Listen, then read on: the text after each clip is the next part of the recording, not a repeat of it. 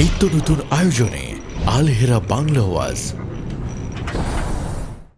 আমাদের বাড়ি থেকে মাহফিল থেকে বাড়িতে যায় না, আমাদের ওয়াজ এই প্যান্ডেল থেকে বাইরে যায় না।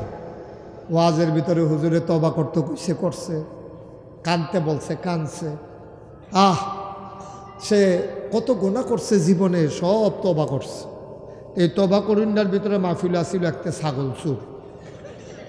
এই জীবনে 250 ছাগল চুরি করছে। কয়শ কথা কেনা কয়শ? তে মনে মনে কয় কুমিল্লা নাগেশের পিসা হুজুর উনি যে আমাদেরকে তওবা করাইলো, যদি একটা ছাগলের লেগে 1 বছর করে জেল হয় তো আমি 250 বছর জেলেও থাকুন লাগবো। তা আমার তো অবস্থা কাহি। তে হ্যাঁ খুব কান্নাকাটি করছে। লোকের মানুষের দীক্ষা করতে তো এত কান্দনের কথা না, হয়তো মন নরম হয়েছে কাঁদছে।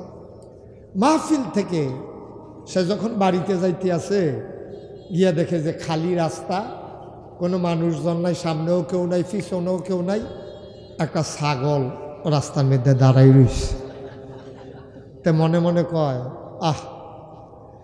এই ছাগলটা যদি শিয়ালে খাইয়া ফেলায় তো সর্বনাশ, এর চাইতে অনেক ভালো না মাফলার বান্ধে আমি গলাত লইয়া গেলাম গা। মাফলার ফেসাইয়া ছাগল লইয়া গেছে বাড়িতে। ওয়াজ তো লাস্টিং করে না, লাস্টিং করবে কেমনে? ওয়াজের সময় ওয়াজ শুনছে, বাইরে সাইডে লগের ব্যাটারে কইতে আছে হুজুররা কত কথাই কইব, সব কথা শূন্য ফাড়া যাইত না। বিড়ি ডালো বেড়া, এই বিড়ি টানতে আহায় বাচ্চাগুলোর জন্য তো ওয়াজ করতে পারবো না আমি। বিড়ি টানতে আছে আর বিড়ির ধমার লগে ওয়াজ উঠতে আছে। নাউজুবিল্লাহ বলবেন না? এখন এই লোক ছাগল লইয়া গেছে বাড়িতে, বন্ধু বান্ধব স্বাস্থ্য ভাইটাই সবাই লইয়া মনে করছে দিন পর্যন্ত ছাগল রাখলে মালিকে টের ফেলে সমস্যা। এই ছাগল করছে জব কইরা রান্না বান্না কইরা প্লেটে প্লেটে লইয়া সবাই মিল্লা খাইব। হঠাৎ কইরা তার আবার মাহফিলের কথা মনে করছে, আরে হুজুরে কত সুন্দর করে বুঝাইয়া কইল, তওবাও করলাম, একটা রাইতও ফাড়িল না, এর ভিতরে আবার ছাগল চুরি করে লাইলাম। কামটা তো মুডেও ভালো হয়েছে না, তে কান্না শুরু করছে। তো লগের তারা কয়, এই তুই কান্না করলে আগে করবি না হইলে পরে করবি, খানার টাইমে কি আর কান্দ? ওটা খানার ইয়া হয়নি, কান্না একজনে কানলে বাহি তারা খায় কেমনে? কান্না থামা। ভাই আমার তো খালি ওয়াজের কথা মনে পড়তেছে, হুজুরে যেমনি বুঝাইয়া কইছে। এরপরে আমি একটা রাইতো ওয়াজটা লাস্টিং করলাম না, তওবা করলাম, আর চুরি করতাম না, রাইতেই চুরি করালেন। জিনিসটা তো মোটেও ভালো হয় নাই। এখন কি করো? তো লগের ফলাফাইনে কইছে একটা বুদ্ধি আছে, এখন গোনা তো আমরা যা করার কইরে এলেছি, দেখি গোনাটা কমান যায়নি। কয় গোনা কমায় কেমনে? কয় গোনাটা কমানের একটা লাইন আছে, মসজিদের ইমাম সাহেব মুয়াজ্জিন সাহেব দাওয়াত দিয়া লাই। হুজুরে নামাজ পড়ে বইয়া রয়েছে, আইসা গো হুজুর আমরা গরো 4টা খাসি তরকারি, খাসির চাল ইয়া দিয়া খাসি দিয়া 4টা ভাত খাইবেন। হুজুরে কবে থেকে গরু খাই, খাসি তো খাই না, অনেকদিন হয়েছে। চলো যাই, ঝামেলা আছে, তারপরেও চলো খাইয়ে। তো মুয়াজ্জিন সাহেব ইমাম মুয়াজ্জিন দুজনের ইচ্ছা মতো খাওয়াইছে, রানের গুস্ত, সিনার গুস্ত খাওয়া দাওয়া শেষ করছে। পরে হুজুররা কয়, হুজুর এ ভাই আপনাদেরকে অসংখ্য ধন্যবাদ, গুস্ত অনেক মজা হয়েছে, তো এখন যাই। হুজুর যাইবেন যে সমস্যা নাই, কথা দইছে। কয় কি কথা? কয় চুরির খাসি। কি আর খাসি? এই আওয়াজটাকে কোন ছেলেটা করলো? এত বেয়াদবি করলে আমি ওয়াজ করবো কেন? তোমার সামনের ছেলেটা করে না এটা? এইটাই তো করছে, এই যে এই ছেলেটা। বিরক্ত করো না বাবা। এখন কইছে যে হুজুর এটা তো চুরির খাসি। হুজুর বেয়াদব, আমার পিছনে শত শত লোক নামাজ পড়ে এলাকার মসজিদের ইমাম আমি, আমারে তোমরা চুরির খাসি খাওয়াইছ, সর্বনাশ করছ।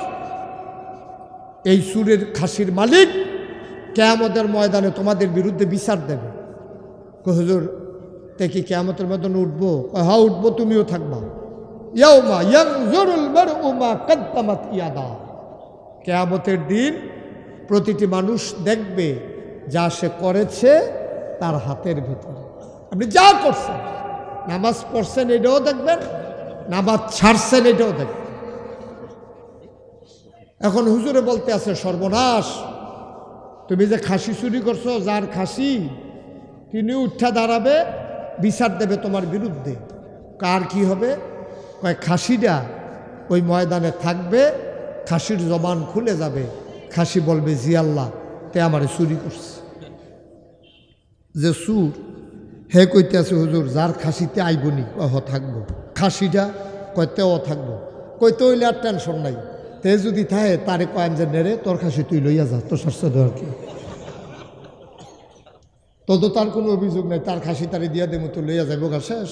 এটার বিচারের কি আছে? তারটা তারে দিয়া দিলে দোষারে, খাসিটা আল্লাহ করে থাকলে সারে, আর তেও হাসরের ময়দানে উঠলেই সারে।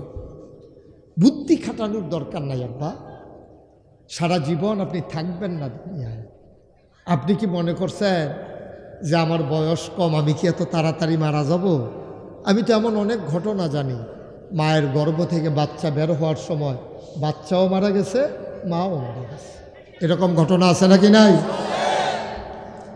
সিজার করেছে, বড় বাচ্চা পেট থেকে অপারেশন করে বের হয়েছে। বাবা স্বপ্ন দেখতো বাচ্চা তার দুনিয়াতে আসবে, কিন্তু মরা বাচ্চা আল্লাহ দুনিয়াতে নিয়ে আসছে। সুতরাং এইটাই হচ্ছে জিন্দেগি।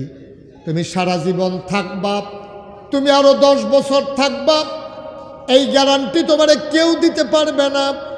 আমরা মাহফিল থেকে শেষ করে যেতে পারবো, এই গ্যারান্টিও আমাদের নাই। যে কোনো সময় আল্লাহ ইচ্ছা করলে আমাদেরকে একটা ভূমিকম্প দিয়া পুরা জমিন শুদ্ধা মাটির নিচে নিয়ে যাওয়ার ক্ষমতা রাখেন, ঠিক কিনা?